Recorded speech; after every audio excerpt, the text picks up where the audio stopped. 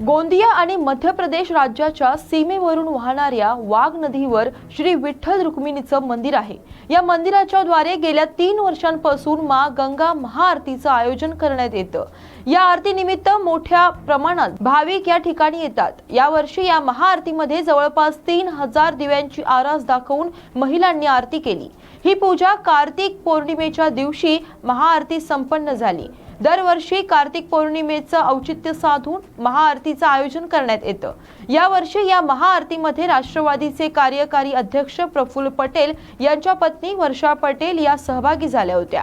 यावेळी त्यांनी महाआरतीमध्ये देशाची रक्षा आणि सर्व जनतेचं कल्याण व्हावं ही मनोकामना मागितली असल्याचं सांगितलं।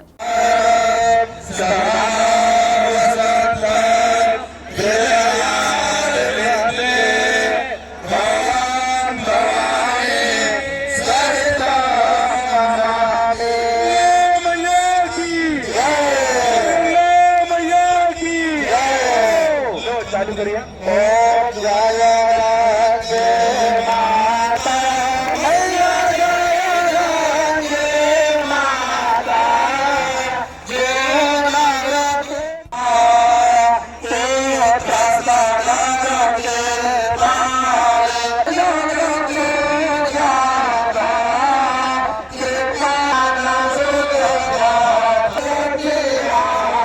ये सामने हूँ भैया साहब।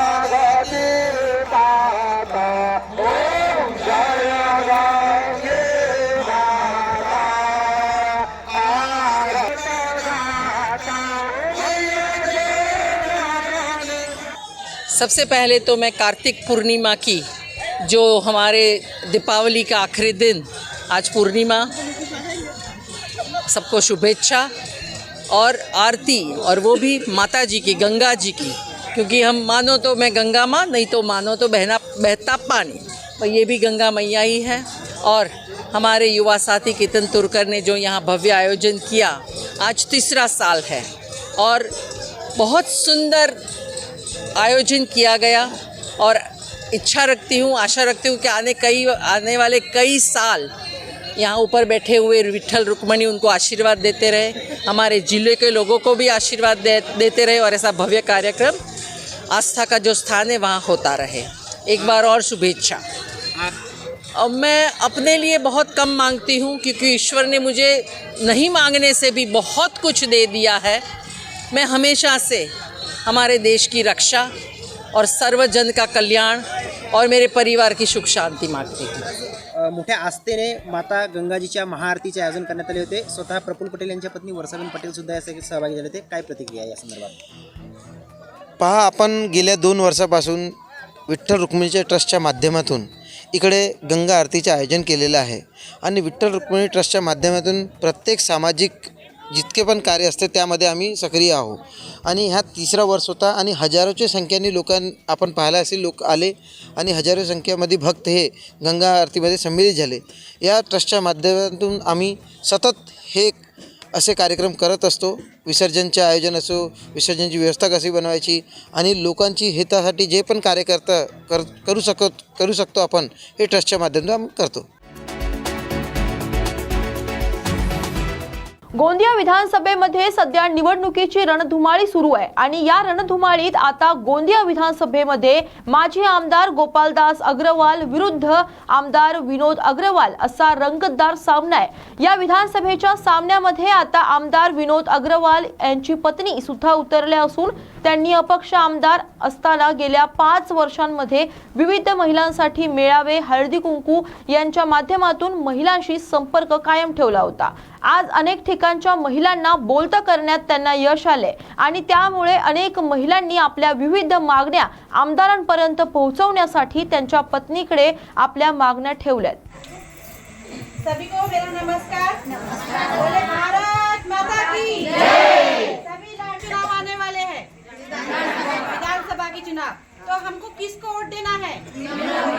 क्यों वोट देना है? योजना लाए और उन्होंने हमारे लिए जो 27 साल में नहीं विकास हो सका वो 27 महीने में करके दिखाए, और आगे भी जो योजना है सरकार की वो हमारे तक लाने वाले हैं और हमारे गोंदिया को नंबर 1 बनाने वाले हैं। बनाने वाले हैं कि नहीं? विश्वास है कि नहीं? ये हमको पूरे महाराष्ट्र में दिखाना है और महाराष्ट्र की जनता को दिखाना है कि गोंदिया विधानसभा की क्योंकि 20 तारीख को हमको ताकत दिखाना है, एक ऐतिहासिक ताकत दिखाना है लाडली बहनों की कि वो अपने आपदा जी को चाहती है। और कैसे दिखाएंगे? कमल ताकि और पूरी माताओं बहनों का एक मत रहेगा और उस दिन हम पूरे साथ में निकलेंगे और सभी लोग एक ग्रुप में जाके हमको भाव के लिए बटन दबाना है और सुबह जल्दी उठ के हमको भाव के लिए काम फटाफट निपटा के सुबह 7 से लेकर 9 के बीच में हमको भाव के लिए वोट देना है और कमल पे अपना मतदान करना है। ठीक है, सभी करेंगे ना? मुझे आप लोग से पूरी उम्मीद है कि आप लोग तो वोट दोगे ही, लेकिन जो मेरी माता बहन अभी खेती के काम से यहाँ नहीं पहुँच पाई है, केवल हमको वोट किसको देना है?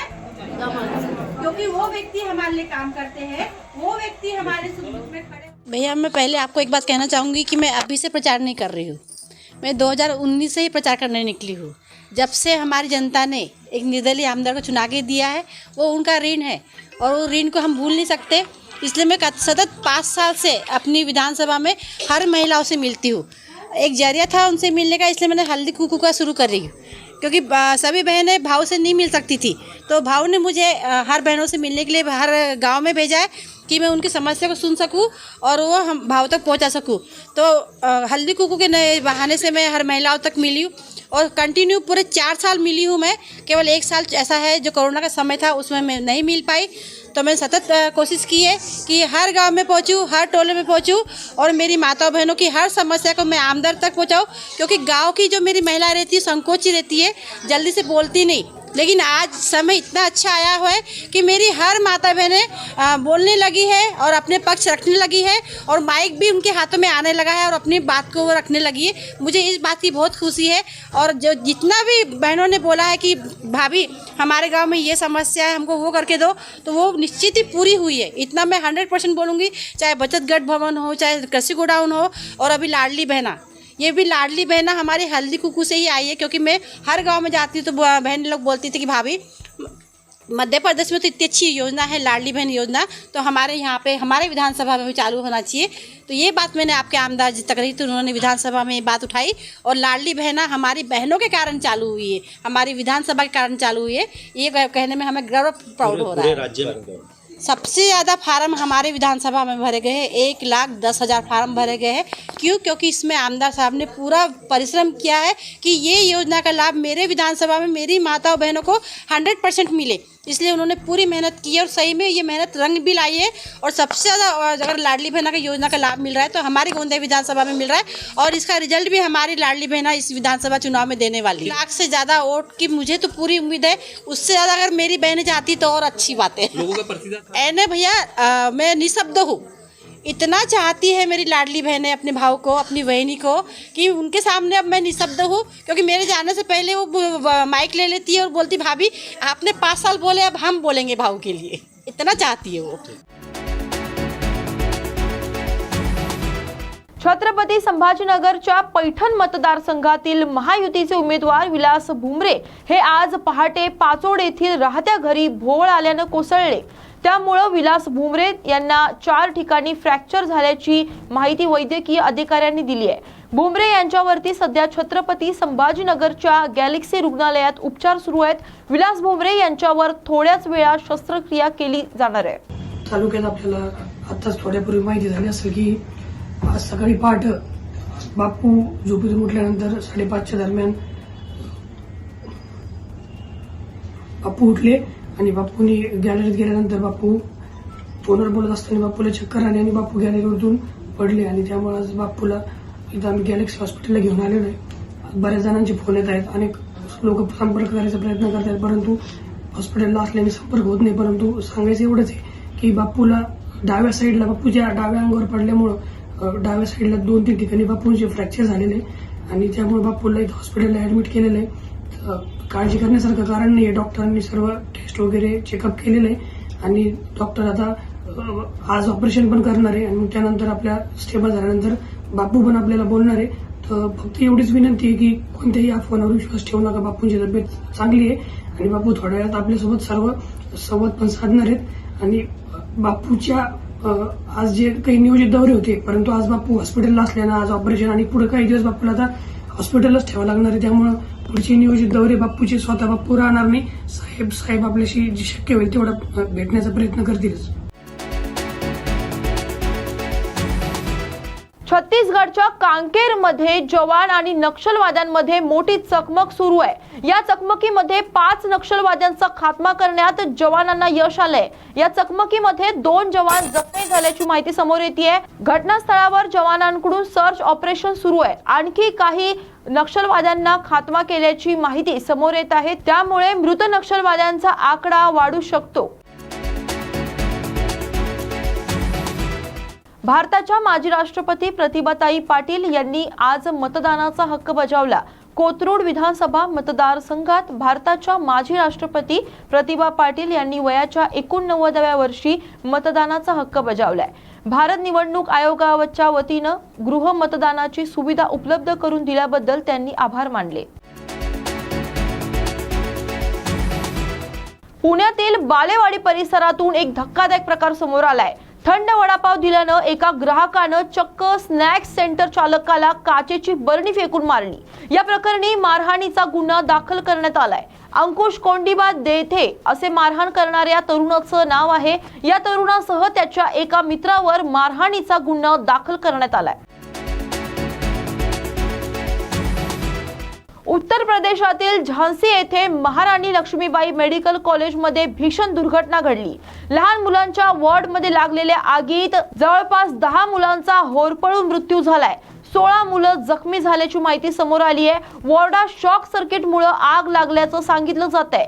अग्निशमन दलाच्या जवानांनी वॉर्डच्या खिडकीच्या काचा फोडून आत पोहोचून गंभीररित्या भाजलेल्या मुलांना बाहेर काढलं. योगी सरकारनं मृत मुलांच्या कुटुंबियांना 5 लाख रुपयांची तर जखमी मुलांच्या कुटुंबियांना 50,000 रुपयांची आर्थिक मदत देण्याची घोषणा केली आहे.